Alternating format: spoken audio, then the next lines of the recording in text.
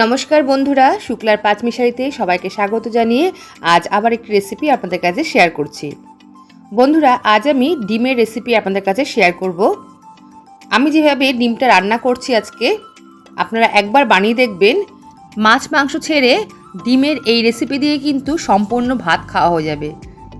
দুর্দান্ত স্বাদের হয় এই ডিমের রেসিপি। তো যে সকল বন্ধুরা রোজ আমার রেসিপিগুলো দেখছেন, আপনাদেরকে অসংখ্য ধন্যবাদ, অনেক ভালোবাসা। আপনারা আমার সঙ্গে থাকবেন। তাহলে চলুন আমি রেসিপিটা শুরু করি। বন্ধুরা, আমি এখানে 4টে সেদ্ধ ডিম নিয়েছি। আপনারা আপনাদের প্রয়োজন অনুযায়ী কিন্তু ডিমটা নিয়ে নেবেন। এবার ছুরি দিয়ে আমি ডিমটাকে দু টুকরো করে নিচ্ছি। 4টে ডিম কিন্তু আমি এভাবেই দু টুকরো করে কেটে নেব। বন্ধুরা, আর একটা কথা বলি, আপনারা চাইলে গোটা ডিম দিয়েও কিন্তু রান্নাটা করতে পারবেন। আর সেক্ষেত্রে কী হবে, ডিমের গাগুলো কিন্তু একটু কেটে কেটে দেবেন। দেখুন, এবার উপর থেকে আমি সামান্য নুন ছড়িয়ে দিচ্ছি।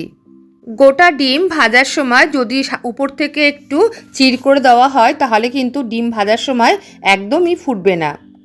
নুনগুলো দেখুন একটু সামান্য করে মাখিয়ে নিচ্ছি। উপর দিকটা কিন্তু আমি আর কিছু করলাম না, কারণ উপর দিকে নুনটা দেওয়া আছে। এবার কড়াইতে আমি 2 টেবিল চামচ মতো সর্ষে তেল দিয়ে দিলাম। তেল গরম হয়ে গেলে প্রথমে আমি একটা বড় সাইজের পেঁয়াজ কুচি ভেজে নেব। আর এই পেঁয়াজটা কিন্তু যেরকম পেঁয়াজের বেরেস্তা করা হয়, ঠিক সেরকমভাবেই কিন্তু ভাজতে হবে। প্রথমে আমি কয়েক সেকেন্ড একটু নাড়াচাড়া করে নেব। তারপর আমি এর মধ্যে দিয়ে দেব সামান্য একটুখানি চিনি। দেখুন, আমি এখানে সামান্য একটু চিনি ব্যবহার করলাম। চিনি দিয়ে ভাজলে তাড়াতাড়ি বেরেস্তাটা কিন্তু হয়ে যায়। খেয়াল রাখবেন যাতে পেঁয়াজগুলো পুড়ে না যায়।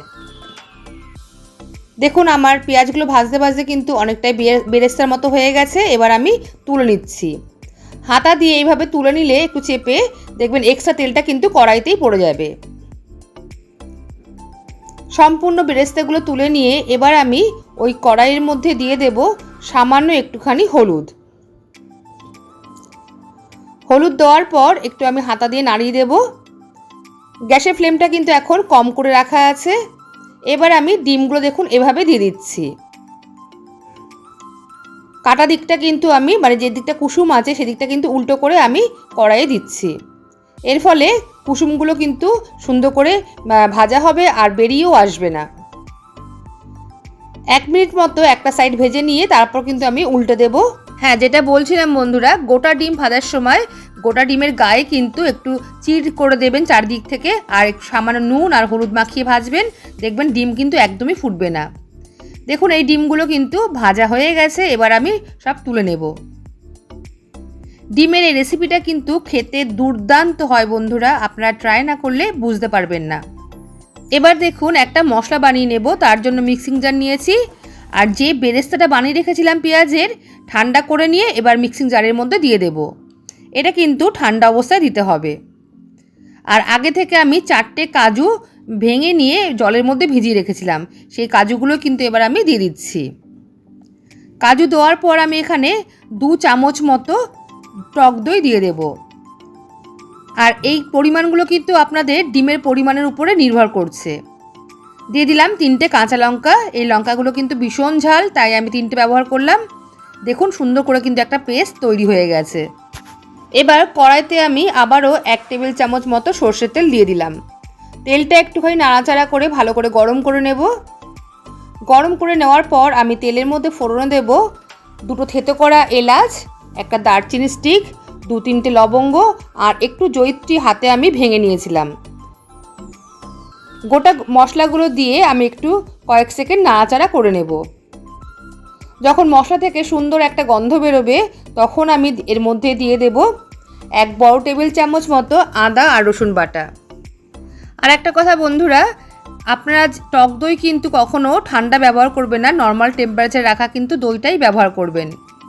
দেখুন, আদা রসুন বাটা দিয়ে দিলাম 1 টেবিল চামচ, দিয়ে ভালো করে কিন্তু একটু কষিয়ে নিচ্ছি। আর গ্যাসের ফ্লেমটা কিন্তু কম করেই রাখা আছে।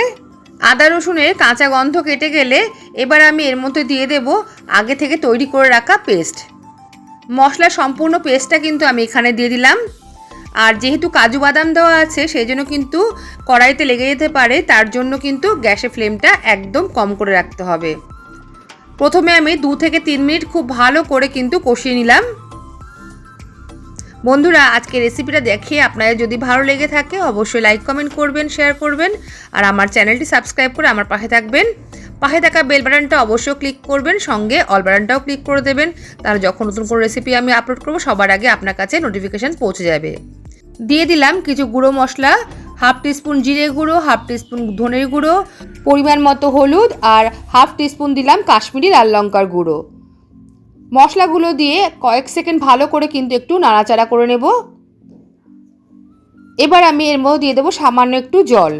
মিক্সিং জারের মধ্যে অনেকটা পেস্ট ছিল, সেটা ধুয়ে একটুখানি জল আমি এখানে অ্যাড করলাম। এবার আবারও কিন্তু আমি 2 থেকে 3 মিনিট খুব ভালো করে কষিয়ে নেব। মশলাটা কিন্তু এখানে খুব ভালো করে কষাতে হবে, যাতে মশলায় কোনো রকম কাঁচা গন্ধ না থাকে। মশলা ভালো করে কষানো হলে কিন্তু এই রান্নার স্বাদ ভীষণ ভালো হবে। দেখুন, মশলা কিন্তু আমার খুব ভালো করে কষানো হয়ে গেছে আর তেল ছাড়তে শুরু করেছে। আবারও একটু আমি নাড়িয়ে দেব। নাড়িয়ে দেওয়ার পর আমি এখানে পরিমাণ মতো জল দিয়ে দেব। বন্ধুরা, এই রেসিপিটা কিন্তু খুব পাতলা ঝোল হয় না, তো আপনারা যদি ঝোল রাখতে চান তাহলে সেইভাবে কিন্তু জলটা দেবেন। আমি এখানে কিন্তু মাখা মাখা করব, সেই অনুযায়ী কিন্তু এখানে জলের ব্যবহার করলাম। জল দেওয়ার পর এবার আমি দিয়ে দেব স্বাদ মতো নুন। নুন দেওয়ার পর গ্যাসের ফ্লেম একদম কম করে রেখে 3 থেকে 4 মিনিট আমি ঝোলটা ভালো করে ফুটিয়ে নেব।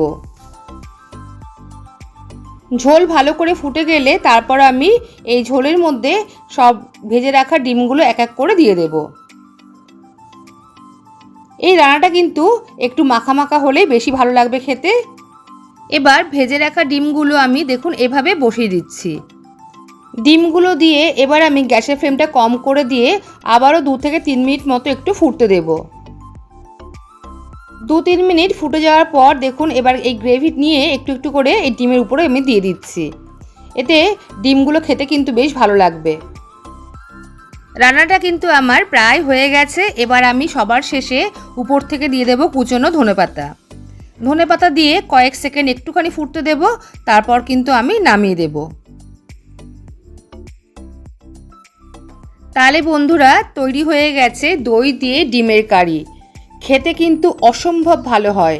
আর এই কারি তৈরি করে আপনারা কিন্তু ভাত দিয়ে খেতে পারবেন, রুটি লুচি দিয়ে খেতে পারবেন, আবার পোলাও দিয়েও কিন্তু খেতে পারবেন। পোলাও ফ্রাইড রাইস দিয়ে খেতেও কিন্তু ভীষণ ভালো লাগে।